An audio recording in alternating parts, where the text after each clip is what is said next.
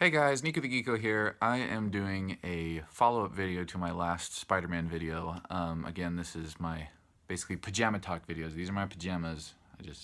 Sometimes I wear this hood if my head is cold at night, and that's my bed head. I woke up and saw a video by Pretty Good Gaming. They're talking about how some fans were upset that Insomniac released the details to the Spider-Man DLC. So the DLC was announced, the DLC plans. There's going to be a DLC called The City Never Sleeps for the upcoming Spider-Man game, and it's going to be 3 episodes. Now, episode doesn't, who knows what the word episode means? Episode, chapter, whatever. So in each episode there will be, it sounds like, multiple missions. It's not like each episode is one mission. The first one releases on October 23rd, and then they were releasing episode 2 in November and episode 3 in December. And so a lot of people are freaking out about this, thinking, okay, well, the finished game releases in September, and you're already telling me that the first DLC comes out the next month in October, and then November, and then December. And so I can see where people are getting upset, because that feels like Insomniac / Sony, who I don't understand who actually has all the power here. It sounds like they're holding back part of the game from us that was already finished. They just want to hide it behind a paywall of $25 for the season pass, or $10 for each individual episode. And that's really shady business practice when that is the case. I don't know if that's the case here. They've definitely been working on The City Never Sleeps in tandem with the game. There's no way that you can release a big chunk of content a month after without having already started working on it.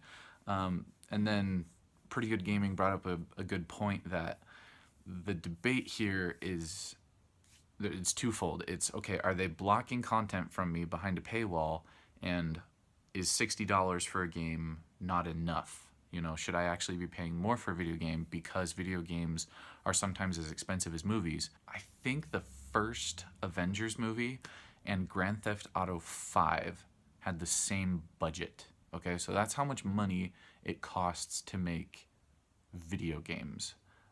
They're huge nowadays when you get into the AAA level, and yet we still expect to only pay $60 for them. And a movie lasts, 2.5 hours, usually at the most, and a video game usually lasts around 20 hours.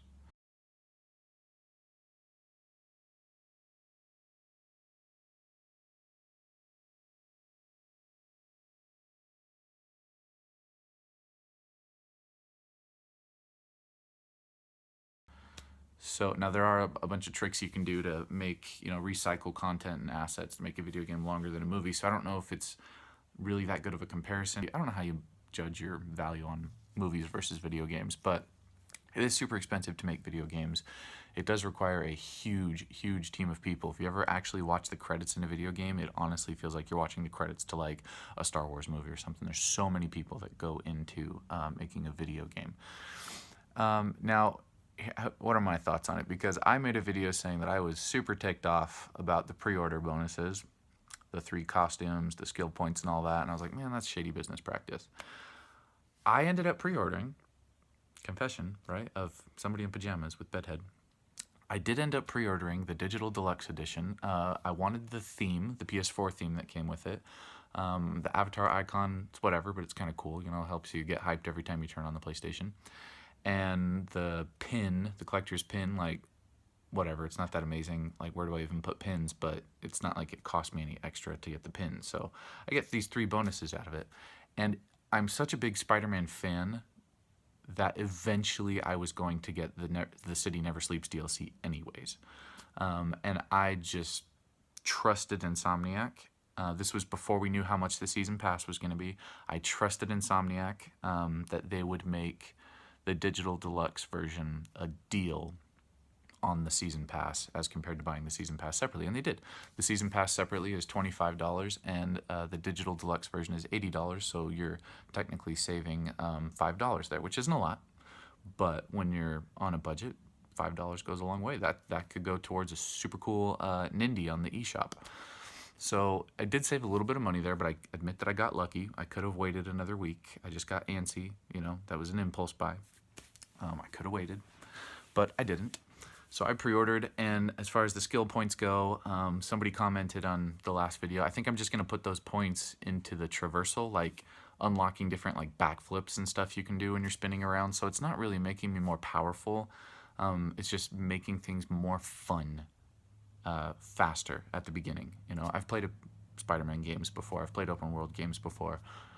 Too many to count. And so just making it fun at the beginning is what I'm going for here. But as far as the DLC goes, for those of you freaking out about it and hiding it behind a paywall, I'm going to say maybe it's shady. I still trust Insomniac to do the right thing.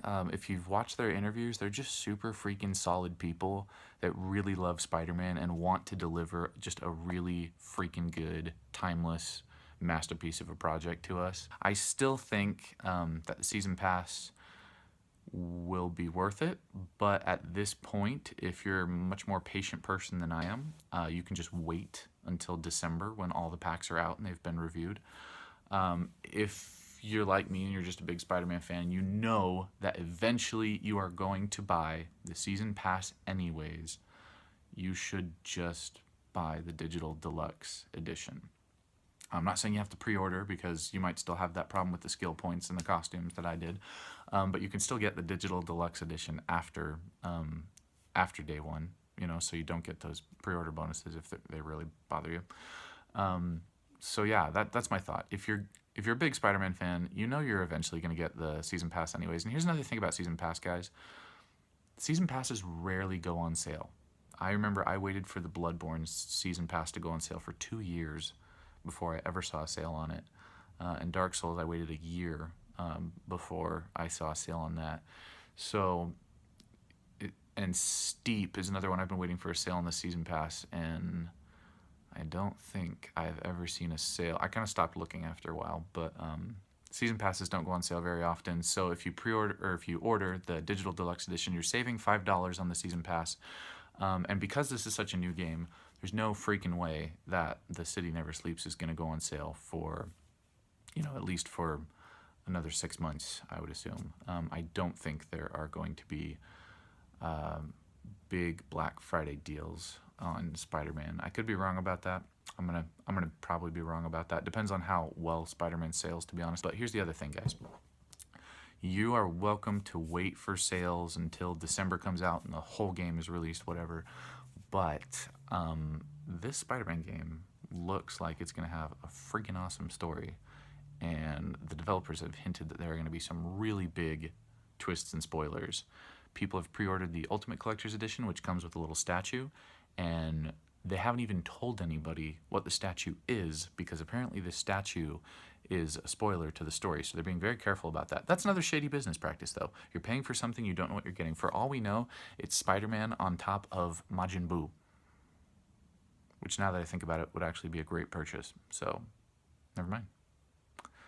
All right, what are your thoughts on the Spider-Man DLC, DLC in general, and whether or not you agree with me that you should just get the Digital Deluxe Edition anyways because you're saving $5? So let me know in the comments. Thanks, and I will maybe try to do less videos this early in the morning when I'm incoherent.